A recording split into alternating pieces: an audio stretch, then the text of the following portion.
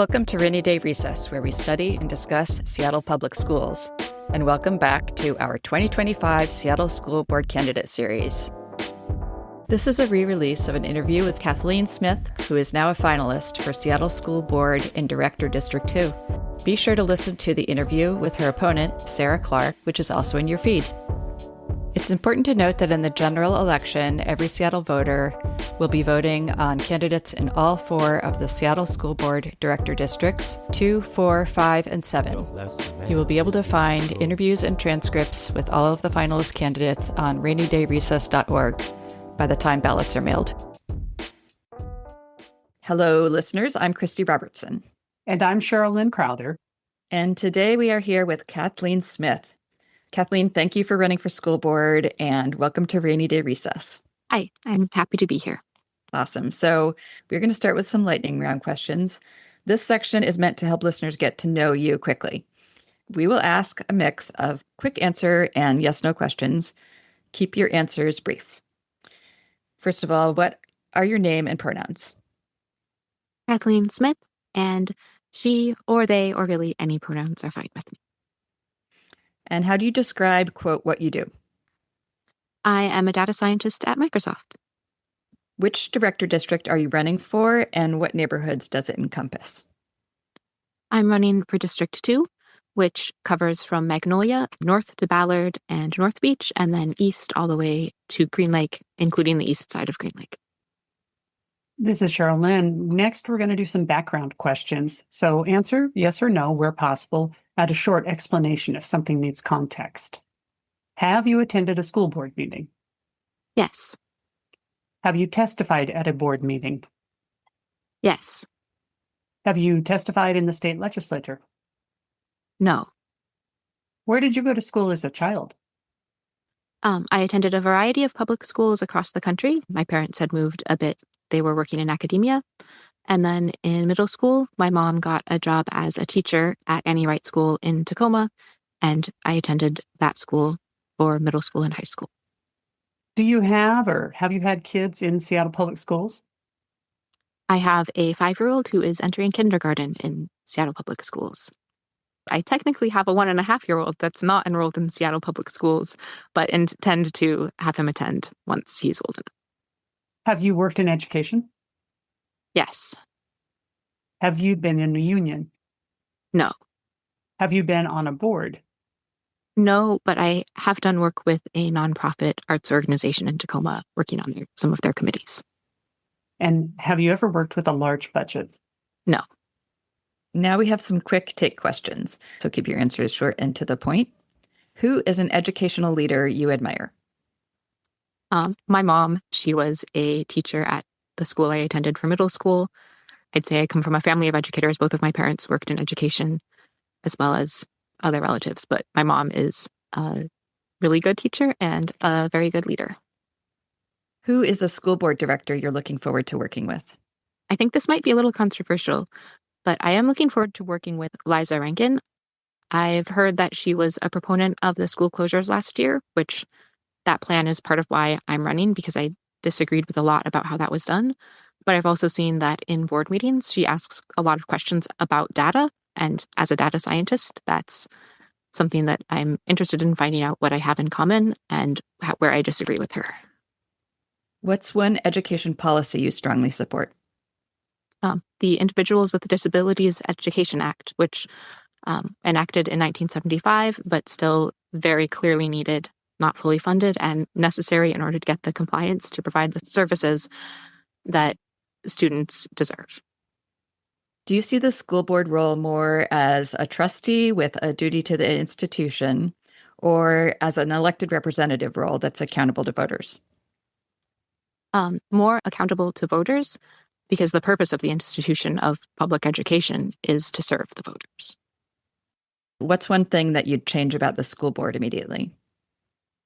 I would add more ways for the student school board directors to have both more power and more opportunities to contribute. Lastly, what is one lightning round question you would add for other candidates? Have you run for other offices? What's your answer to that question? No. Okay, great. Let's move on to the main interview questions. These questions focus on institutional change and the role of the school board, and you'll have up to 2 minutes to answer each one, but don't feel like you need to use all the time. Okay, what does a school board director actually do? The board sets policy for the district, and through supervision of the superintendent, the board is tasked with holding the district accountable for following the policies. The board is responsible for setting the goals and guardrails for all of the superintendent's decisions, which ultimately impacts district employees downstream from the leadership. For example, the board set policy for ensuring decisions are made through an equity framework, which influences how the district shapes their proposals and whether or not we approve them. Unfortunately, there's currently a disconnect between the board and the district, and our current system isn't working how it should. So we need to find the balance between micromanaging and providing useful and clear guardrails. I think you can look at policies and see where the actions of the district don't really follow the intent of the policy. But I don't believe that changing the policies to be micromanaging, to be so specific that the district has no choice to follow them. I think that an important aspect of working as a board director is building strong working relationships so that the district can be aligned to the board's vision and follow the policies because there is agreement between the board and the district, and not leaving us open for malicious compliance where we're just diverging in different directions. The school board also helps facilitate community connection, doing public engagement over sustained periods of time. What should the board focus on most when it comes to finding the next superintendent? I first want to address whether we should be hiring an interim superintendent. That approach is a recommended practice for organizational transitions and would allow for a long-term and foolproof search for a more permanent superintendent. I participated in a community engagement meeting on Monday, and the parents in that meeting had a lot of great suggestions, ranging from intangible soft skills like looking for someone with integrity who truly cares about students. And then one of the things that I was focusing on was someone who will listen to the community. That's something that I think is really lacking in the district right now, is having the true listening and hearing what the community wants and responding to that. And then some other suggestions included balancing that listening with leading with confidence. So taking in the inputs, choosing a direction, and then having the confidence to lead in that direction. So I think that's, in essence, I think the most important thing. In a search, how you measure somebody who will be able to do that is a lot more difficult. And I think that Seattle is a diverse district with increasing needs. So we do need to find somebody who can understand the geographic and demographic diversity, and somebody who has a depth of knowledge and experience and possibly lived experience with different types of diversity where we need to be serving our students better than we currently are.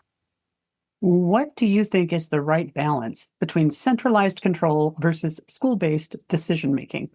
So first off, the current balance is the worst of both worlds. I think John Stanford, when he was originally giving more site-based control, he was giving both the accountability of how much funding and enrollment schools would get, matched with the schools having a lot of control over how they were going to use their funding and how they were going to be run. And now we're kind of stuck where the schools have accountability because their funding is tied to enrollment, but they don't have the control over how to run. And families don't have the control over truly choosing which schools to attend. So there's a limitation on the school choice.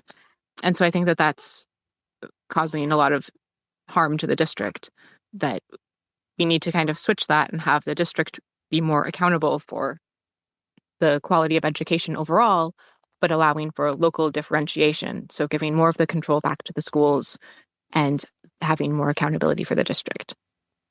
What should the board do if the district isn't meeting its goals for students? I think what we're doing right now, where we're getting a new superintendent, is one of the biggest levers we have to use to change the direction. I think beyond that, ongoing conversations and working with the district to make sure that we are in agreement on how we're measuring success. But I think that what's been happening lately is that the board will ask for things and the district keeps coming back with the same response and without effective change. And I don't think the board has the power to force the district to change. I think that their power is in finding a new superintendent that will take on the challenge of guiding the district to the changes that need to happen. Okay, and what should the board do when the district isn't meeting community expectations? So there's some of the same answer there, that like the ultimate power of the board is in finding the superintendent. I think that when the district isn't meeting community expectations, there is more work that the board can do to help engage with the community, just to make sure we can really clearly define what those community expectations are, because there could be a mismatch between what the community wants and what the district is pursuing. And so making sure that those lines of communication are open and that the district is getting the message of what, where we want to be going with our school system. But again, if the district doesn't want to listen, we can't make them listen. And so that ultimately the power is in replacing the superintendent.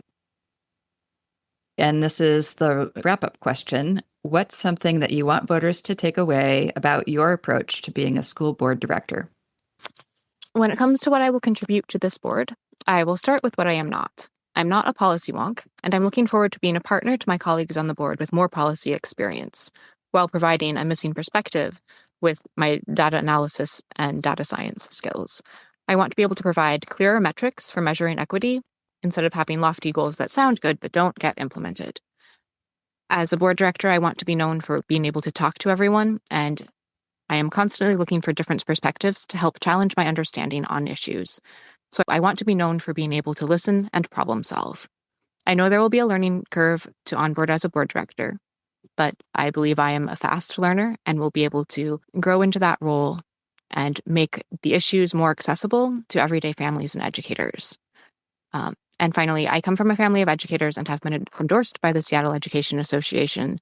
So I hope to be considered somebody who is on the side of our educators fighting to help them earn a living wage to be able to afford the city of Seattle that has a high cost of living. Thank you so much for being here today on Rainy Day Recess, Kathleen Smith. We really appreciate you taking the time to share your thoughts with us and with Seattle voters, and good luck with your campaign. Ballots will be mailed on October 15th and must be returned by November 4th. This is Christy Robertson. And I'm Sherilyn Crowther. And thanks for listening to Rainy Day Recess.